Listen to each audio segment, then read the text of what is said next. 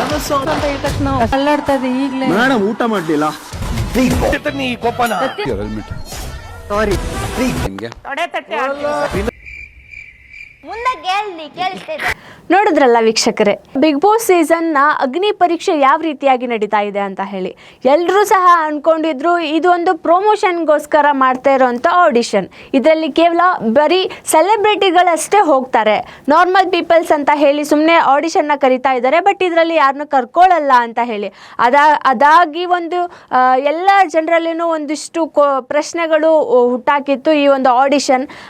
ಇದಾದ ನಂತರ ಒಂದಿಷ್ಟು ಆಡಿಷನ್ನ 3 ಹಂತದ ಆಡಿಷನ್ನ ಮುಗಿಸಾದ ಮೇಲೆ ಅಗ್ನಿ ಪರೀಕ್ಷೆ ಅಂತ ಹೇಳಿ ಆಡಿಷನ್ನ ಸ್ಟಾರ್ಟ್ ಆಗಿದೆ. ಸೊ ಈ ಒಂದು ಅಗ್ನಿ ಪರೀಕ್ಷೆಯಲ್ಲಿ ಯಾವ್ಯಾವ ರೀತಿಯಾಗಿ ಟಾಸ್ಕ್ಗಳನ್ನ ಕೊಡೋದಾಗಿರಬಹುದು, ಅವರಿಗೆ ಪ್ರಶ್ನೆಗಳನ್ನ ಕೇಳೋದಾಗಿರ್ಬೋದು, ಆ ಜಡ್ಜಸ್ಗಳು ಕೇಳಿರುವಂತಹ ಪ್ರಶ್ನೆಗಳಿಗೆ ಆಡಿಷನ್ ಕೊಟ್ಟಿರುವಂತಹ ಜನರು ಅಂದರೆ ಅಲ್ಲಿ ಬಂದಿರುವಂತಹ ಕಂಟೆಸ್ಟೆಂಟ್ಸ್ಗಳು ಪ್ರಶ್ನೆಗೆ ಉತ್ತರಿಸದೆ ತಡಬಡಿಸಿ ಅಲ್ಲಿಂದ ರಿಜೆಕ್ಟ್ ಆಗಿ ಹೊರಬಂದಿರೋದು ಉಂಟು.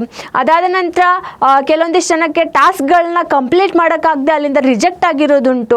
ಇಂಥದ್ದೆಲ್ಲ ಒಂದಿಷ್ಟು ಸೀನ್ಸ್ಗಳನ್ನು ಪ್ರೋಮೋ ಮೂಲಕ ಜನರಿಗೆ ತೋರಿಸ್ತಾ ಇದ್ದಾರೆ. ಸೊ ಈ ಒಂದು ಪ್ರೋಮೋನೇ ನೋಡಿಬಿಟ್ಟು ಜನರು ಎಲ್ಲ ಇದು ಬರೀ ಫೇಕ್ ಅಂತ ಹೇಳಿ ಮಾತಾಡ್ತಾ ಇದ್ದಾರೆ. ಇದರಲ್ಲಿ ಆ ರೀತಿಯಾದಂತಹ ಒಂದಿಷ್ಟು ಟಾಸ್ಕ್ಗಳನ್ನ ಕೊಟ್ಬಿಟ್ಟು ಇದೆಲ್ಲ ಬರೀ ಗಿಮಿಕ್ ಅಷ್ಟೇ, ಇದೆಲ್ಲ ಏನು ನಡೆಯಲ್ಲ ಅಂತ ಹೇಳಿ ಈ ರೀತಿಯಾದಂತಹ ಮಾತುಗಳು ಕೇಳಿಬರ್ತಾ ಇವೆ.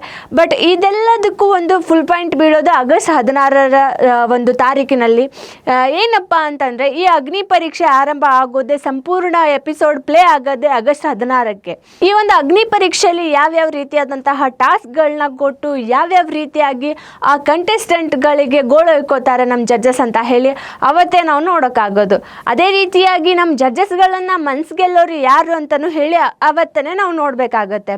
ಹಾಗೆ ಈಗ ಒಂದು ಈ ಅಗ್ನಿ ಪರೀಕ್ಷೆ ಅಂತ ಬಂದರೆ ಇಷ್ಟು ದಿನ ನಾವು ಬಿಟ್ಟಿರುವಂತಹ ಪ್ರೋಮೋಗಳೆಲ್ಲ ಬರೀ ರಿಜೆಕ್ಟ್ ಮಾಡಿರೋದನ್ನೇ ಕೇಳಿಸ್ಕೊಂಡ್ವಿ. ಆದರೆ ಇವಾಗ ಒಂದು ಹೊಸ ಒಂದು ಪ್ರೋಮೋನ ಬಿಟ್ಟಿದ್ದಾರೆ. ಏನಿದೆಯಪ್ಪ ಆ ಪ್ರೋಮೋದಲ್ಲಿ ಅಂತಂದರೆ, ಆ ಪ್ರೋಮೋದಲ್ಲಿ ಇಬ್ಬರನ್ನ ಸೆಲೆಕ್ಟ್ ಮಾಡಿದ್ದಾರೆ.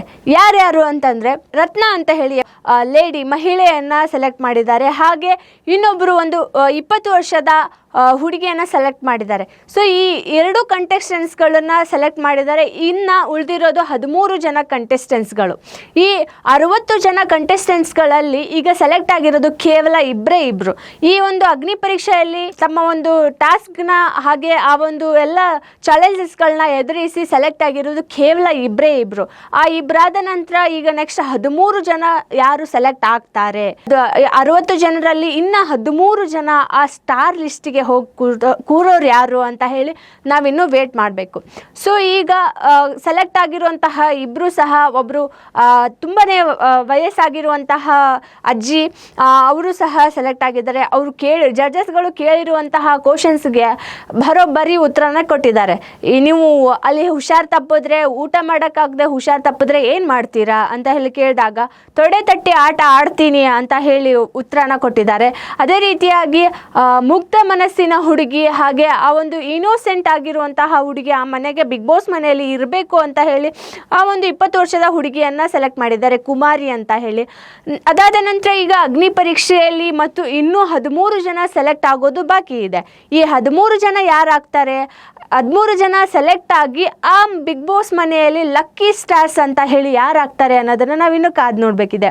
ಸೊ ವೀಕ್ಷಕರೇ, ನೀವು ಸಹ ಇವತ್ತಿನ ಪ್ರೋಮೋನ ನೋಡಿದರೆ ಆ ಪ್ರೋಮೋದಲ್ಲಿ ನಿಮಗೆ ಆ ಇಬ್ಬರನ್ನ ಸೆಲೆಕ್ಟ್ ಮಾಡಿರೋದು ಸರಿ ಅನ್ನಿಸ್ತಾ, ಹಾಗೆ ಆ ಇಬ್ಬರೂ ನಿಮ್ಮ ಮನಸ್ಸನ್ನು ಗೆದ್ರ, ಆ ಒಂದು ಪ್ರೋಮೋದಲ್ಲಿ ಬಿಟ್ಟಿರುವಂತಹ ಒಂದು ಸಣ್ಣ ತುಂಡು ನಿಮಗೂ ಸಹ ಇಷ್ಟ ಆಯಿತಾ? ಹಾಗೆ ಈ ಬಿಗ್ ಬಾಸ್ ಮನೆಯಲ್ಲಿ ಇನ್ನೂ 13 ಜನ ಯಾರು ಇರ್ತಾರೆ, ಹಾಗೆ ಈ ಒಂದು ಅಗ್ನಿ ಪರೀಕ್ಷೆನ ನೋಡೋಕೆ ನೀವು ಎಷ್ಟು ಕುತೂಹಲದಿಂದ ಕಾಯ್ತಾ ಇದ್ದೀರಾ? ಈ ಸಾರಿಯ ಬಿಗ್ ಬಾಸ್ ಸೀಸನ್ 13ಗೆ ಯಾರೆಲ್ಲ ವೇಟ್ ಮಾಡ್ತಾ ಇದ್ದೀರಾ? ನಮಗೆ ಕಾಮೆಂಟ್ ಮೂಲಕ ನಿಮ್ಮ ಅಭಿಪ್ರಾಯವನ್ನು ತಿಳಿಸಿ.